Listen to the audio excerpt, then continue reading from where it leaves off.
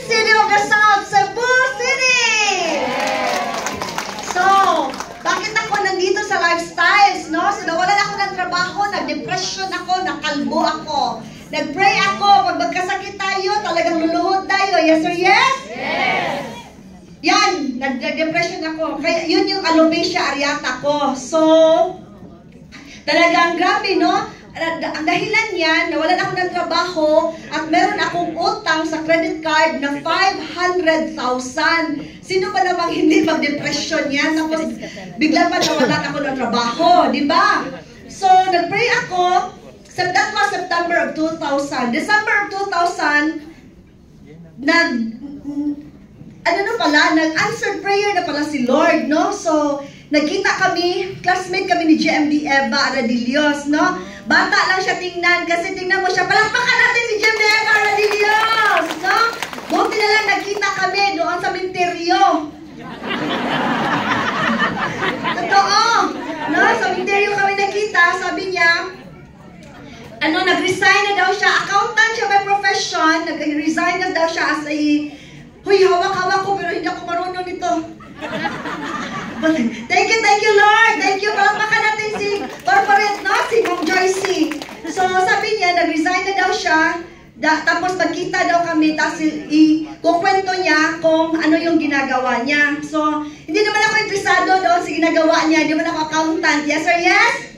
Yeah. So, nagkita naman kami ulit. So, nawalan ako ng trabaho noon. So, sabi niya, just try the product. Commit the 90-day program. Totoo talaga yun, na the rest is history. Nagtubo yung buhok ko, natubuan ako, no? Natubuan na yung alopecia areata ko. She kept on inviting me to a presentation like this, no? Ako naman, wala akong pera, di ba? Takot naman ako, baka may bayad dyan sa entrance, no? So, sayang yung, sayang yung pangbayad ko kasi wala na nga, alam nyo noon, nung nawalan ako ng trabaho sa duty free, hindi pwede pagsabayin ko yung bigas na 5 kilos at saka yung mineral water na malaki, no? Yung anuhin ko talaga yung yung binigay sa asawa ko ng nasahod, no? Pagkasyahin ko yon. So I kept on, 2000 year 2000 pa kami nagkita ni GMD Eva. She kept on inviting me to this presentation, and ako naman, I kept on declining kahit ano na lang ang rason, hanggang yung meeting dito doon sa Cebu, year 2000 sa SM City, Cebu, no? So doon malaki, maka-accommodate siguro ng ganito karami. Tapos nahuli niya ako, nagkasabay kami doon sa elevator. Sabi niya, nandito ka na lang din, forget about 30 plus years of friendship way back then, no? Nung nagkita kami, just tingnan mo lang yung presentation ko. Tinawagan ko yung asawa. I was there at SM to buy something for food for my children kasi sweldo ng asawa ko yon. Tapos kailangan ko sila pakainin ko sila ng masarap ba? Nag-order ako. So, tinawagan ko yung asawa ko na siya na lang mag-pick up sa school kasi si Eva, sabi niya, parang nagalit man siya, no? sabi, tingnan ko lang daw, yung presentation niya pala, wala palang bayad. So, maaga man kami doon, 6 o'clock pa yung presentation, I was there almost 5:30. So, dito talaga ako sa harap. Imagine, no? So, isa lang yung exit doon. So, tapos nahiya pa na ako, dito ako, lingon ako ng lingon, daming tao, hindi man ako makaihi. So, sabi ko, tinapos ko talaga. Tapos yung, hintayin nyo talaga ang last speaker. Kasi doon, wala man ako naintindihan. Yung pinakita ni Jim Ramil kanina, yung pwede kumita ng 10 to 20,000, 20 to 40,000, 40 to 75,000, hindi na ako lumingon doon sa 75, blah, blah, blah, hanggang sa 1 million. It's too good to be true, yes or yes? Yes. Yes, no? So, sinabi ng speaker na, this presentation is para sa lahat ng may mga utang.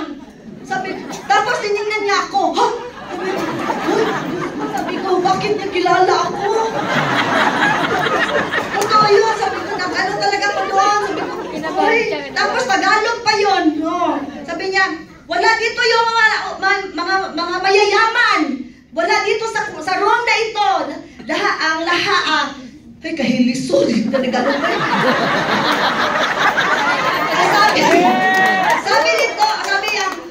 Sabi yung mga nagpe-pray na mag-augment yung income nila. Para sa inyo lahat ito. Sabi ko, ako talaga yun. Nag-iyak ako. No, di man kami magkatabi ni Jem Eva, no? Dito ako, dyan siya. Di na ako lumingon sa kanya. Kasi yung sipon ko, at saka yung luha ko tumulo. Hindi ko alam bakit. Kasi sinabi lang yung nagsabi lang yung speaker, this is a divine intervention that you must have. That you are here this morning. Sabi niya, today is Sunday. It's the Lord's day. You must have prayed so hard. Hala, ako na ganyan. Nag-iyak na ako, ganyan. Sabi niya, ang lahat dito, pag matapos na ito, entertainment lang. Pag wala kayong gagawin sa buhay niyo. Ay, gusto ko na talaga tapusin yung kahirapan ko. Kung ano mang meron kayo sa bahay niyo, isangla nyo na. Sabi doon. Uy, wala man ako masangla. Saka wala na rin magpapahiram ng pera. Wala na akong trabaho pag-uwi ko. Sabi, totoo yan, no? Wedding ring na lang talaga natira. Sa posisyon ko na pwede ko sangla. Natuloy yung asawa ko, tinanggal ko na yung wedding ring sa kamay niya. Kinabukasan, wala man ako isasangla. No, hindi man ako marunong magsangla talaga. Wala man ako magsasangla. So, yung sister-in-law ko, nagtrabaho sa Cebuana Lolier. Pumunta ako sa bahay nila, 5:30 in the morning. Sabi ko, Day, wedding ring siya, ano yung nangyari? Iprinda ko ni. Bakit? Sabi niya, basta, iprinda lang ko ni Day. Iprinda, parang, puntahan. Siya, sige, mamaya, maaga man siya, 8 daw siya pupunta.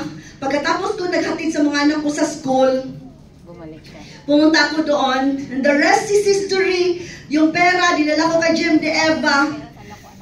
Tapos, nagpaturo ako, di ba sabi dito, tutulungan sa samahan. Totoo talaga yun pag gusto ninyo.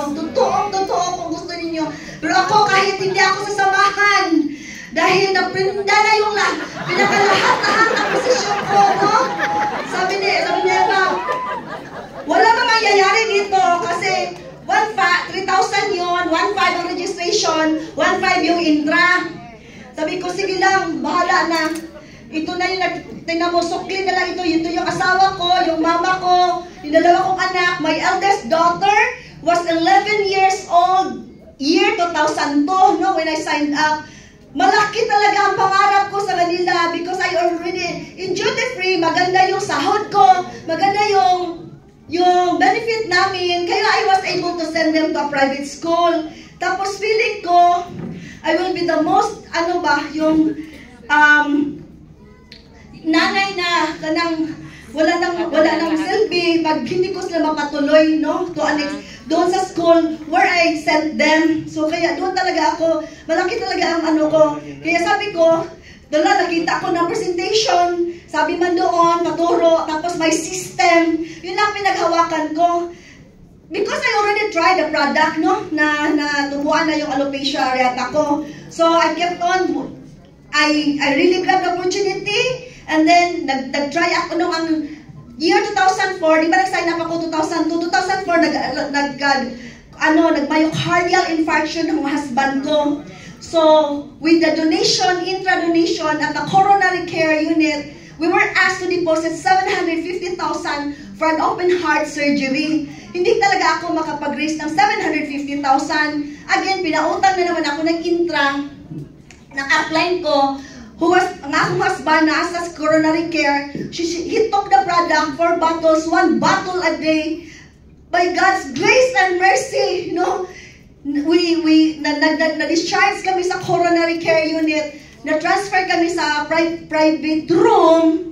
In 30 days time, hindi kami bibitawan sa hospital. Pero sabi ng husband ko, gusto niya pagpatuloy daw yung ininom niya. Sabi ko, as of now, hindi tayo ma-afford niyan. 1,500 yun. malaki yung bill natin. 300 plus thousand kasi 1 month na tayo dito. Sabi niya, alis na tayo dito. Yun lang ang gusto kong inumin. Siyempre siya yun nakaalam. Ayaw ko naman maging kontrabida kasi yung mother-in-law ko ayaw sa product. No? Gusto talaga niya mag-ano. Pero yung husband ko, against doctor's advice kami, lobas kami. Tapos, government employee siya. Nag-loan kami sa GSIS, pambili ng product. Doon ako nakapag-start. Talaga, matagal talaga ako. Pero si Lord, pag gusto, maraming paraan. Pag ayaw, maraming dahilan, no? And, pagpakan talaga natin. Why? Because if it happened to me, it will happen to us all. Sa lahat na nangangarap, sa lahat ng gusto makabayad sa utang, yun talaga ang pinaka-cancer natin. Yes or yes? Yes. So, I'll tell you, life has opportunity. Well, yun na talaga makaahon natin, no?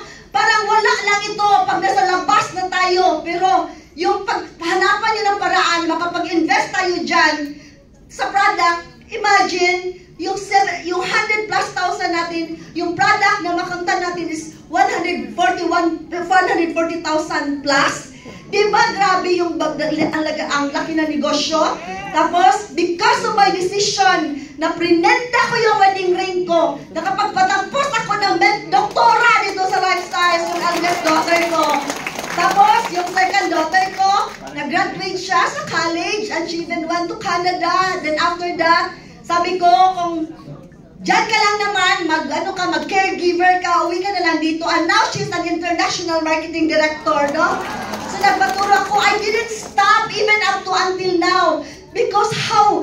I cannot afford, no? Not to touch people's lives, to help people live better every day because of what happened to me, no? So, biniyayaan talaga ako ni Lord. All global marketing directors under my organization because, sabi ko, tingnan nyo, no? So, kung ano yung nabigay ni Lord sa akin, yun din ang ibibigay ni Lord sa inyo. More than pa. Brand new Mercedes-Benz in cash. Thank you, Lord, no? Ano pa yung mga anak ko, basta material thing, may bigayan lahat. But the best thing that will happen to us is we will become very kind, very religious, and above all, charitable, no? Magbibigay talaga tayo. We are part of the solution. Yung hindi tayo ang problema, no? Yun talaga. So, pag kayong grab this opportunity talaga, just try. Pagpaturo lang kayo sa tao nagdala sa inyo. Kasi kung nangyari sa akin, travel, grabe ang travel dito.